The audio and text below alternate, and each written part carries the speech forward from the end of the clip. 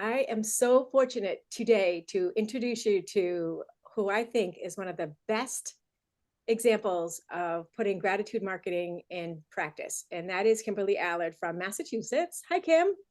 Hey there. Good to see you. You too. Kimberly is our NAR RVP for our region, which is Region 1 right now. She is known nationally as a trainer and as a realtor and just huge leadership.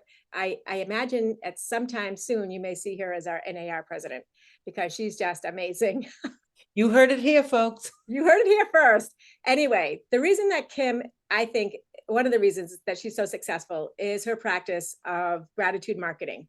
And Kim, I spoke with you at a women's symposium where you gave the example of how you create your business model. Can you share that a little bit with us? Sure. Well, first thing we talked about is really figuring out how much money do you want to make? And I wish it was that easy, but it is kind of easy in the sense that you go to your MLS, you pull up an area market review, and you really look at what your median sales price is for the area that you practice. So pick a couple of towns, pick one town, whatever. And, my area, for example, it's about $660,000, incredibly. And then what you do is you say, okay, what do you hope to make off of one of those transactions, whether your market suggests that you have both sides or one side as a seller's agent or a buyer's agent. And then you insert what it is that you charge. What is your fee? Now, I'm not asking you to answer that, but I simply say we all know what our fees are as listing agents, and you should be working by contract with buyers so you know what your buyer's agent's compensation is. And at that point, you can divide what your average compensation is going to be by what you want to gross. So for example, if you wanted to gross 150,000 in a $660,000 market, you'd be looking at about a transaction a month. Now, don't forget you have, taxes and all sorts of stuff, but that's basically, Kate, how I do it. And then I know what I have to close every month. All right. So the point of her sharing that with you is so that you understand that you don't need everybody in order to sell a property or not, sorry, in order to reach your real estate goals. And the Oh, yeah, second no. part about that is if Kim, who has this amazing gratitude marketing practice, has all these friends and people who love her already, she doesn't have to go and work with people who don't know her and the public and leads that she's buying and all that kind of thing. She just works with the people who are part of her referral program. Is that about right? Yeah, I think we all try to stretch ourselves and we try to be everything to everyone. And I just try to remind people that you have a database, use it because those are people that know and like you already for work that you've done for them in some capacity, whether it's in a volunteer realtor capacity, whether it's in a charitable organization, or whether it's in your realtor work. They know you already. Why aren't you marketing to them? Cold leads are much harder to convert. And I think that's why it's important to focus on the people that love you already. And, why go out and get cold business if you only need a certain amount of business from the people you already have?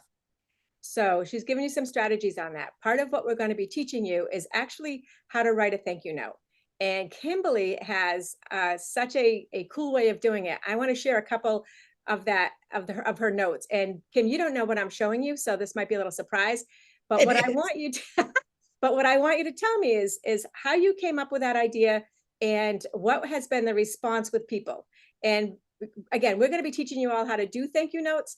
And I just want Kimberly to talk to you about what it meant to her. So here we go. I'm going to put us up here, make us a little bit bigger so that they can still see us. The first one is well, actually tell us what this is, Kim. Well, I think it looks like, your dog passed? Is that what that was? No, this is Maria Brogan and her dog Oh, was sick. oh, her dog was sick. Oh, this is Maria Brogan. Okay. So yeah, I and I hate to say this out loud, but I kind of suck at remembering what's important to other people. And I do try to um when something important happens to somebody else, I try, because I know I'm just not good at it. I do try to reach out because I know that's one of my shortcomings. So her dog at the time had been not feeling well. So I sent her dog a card from my dogs. So she sends a dog card from her dogs who are adorable, sending it to Zoe from her 4 dogs. And of course, what happens when Maria gets this is Maria is over the moon and she posts it on Facebook. And she says, Zoe would like to extend a special thanks to Gemma, Jewel, Ruby, and Joey for the sweet get well card. Now, what was the response from that, Kim? Well, it's just, this is what's important to people. I think, a lot of times, and Kate, you've probably said it, we talk at our clients, we don't talk to our clients. And to me, what that means is we tell them what we think is important to them, but we're not listening to what's important they want to hear from us. Yeah. So the response was, this was really important to Maria, and got a great response. I mean, it looked like we got a lot of there's a few there, but I know that people are still talking about this today because it was legendary. So much more impactful than her just sending a text like, oh, Maria, I hope your dog's feeling better. But even that would be a big thing. But this was something that I thought was special. Now I want to go to the next, let me just go to the next one. And this is a recent one. So tell me about this. Well, so this year as our VP, we reported to the first vice president, which is Tracy Casper. And it was just my way of being in the moment at the best that I could. Tracy lives across the country from us, and she made an impact on my life. So I just sent her something very, a small token of my appreciation. And it doesn't have to be something of high value, but I think like what she said here, it made her realize that things did change as a result of what she did. So it wasn't a high cost item, and it was just personalized. So she sent through send out cards, which is one of her tools for sending out cards. And they have gifts available. It's a mug that says kindness on it. And the bag also that it came in was also super cute. I forgot what that said. But the idea is that she sent a personalized card with a mug that said kindness. And actually, yours didn't say kindness. Yours said thankful. Yeah, grateful. Oh, I it think says grateful. Yeah. Someone sent me one that says kindness, and actually, I still have mine, right? So I use that like when I'm on when I'm on video, so people can't see I'm drinking Diet Coke. Anyway, so the idea is that little tiny touches go forever in someone's brain, and so Kim is just a master at that. And I just have one final question to ask you, Kim. When you think about what you're going to send somebody, and actually after you send it, how do you feel? Well, I feel like I wish I could do more.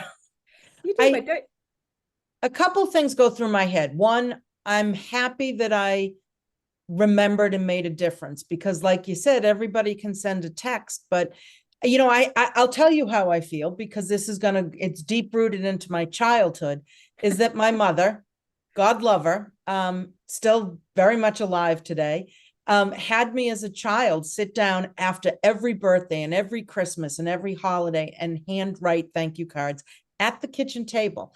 And, there were consequences if those cards didn't get written. So, I'm 50, late 50 something, let's just go with that. And that's still, that urge to make sure I respond appropriately is still there. Now my handwriting looks like a ransom note. So this is the best I can do. But if the best you can do is actually handwrite a card. I mean, you can get cards at the dollar store. It's probably the stamps most expensive now, but whatever it is that you can do, you do it. And so how do I feel? I feel like I've checked off a box that my mother would be pleased with. And I also know that on the other end, there's the potential that somebody stopped in the middle of their kitchen with all their mail and said, oh, this is different. And hopefully it works. Yes. And so building your business around warm, wonderful leads makes you feel happier, makes you feel more calm, makes you feel more grateful, and you're giving the gift of your words. And in Kim's case, very special words, right, from her dogs, and with a nice mug along, and many, many, many more. I've been the recipient of many of her cards, and they're all amazing.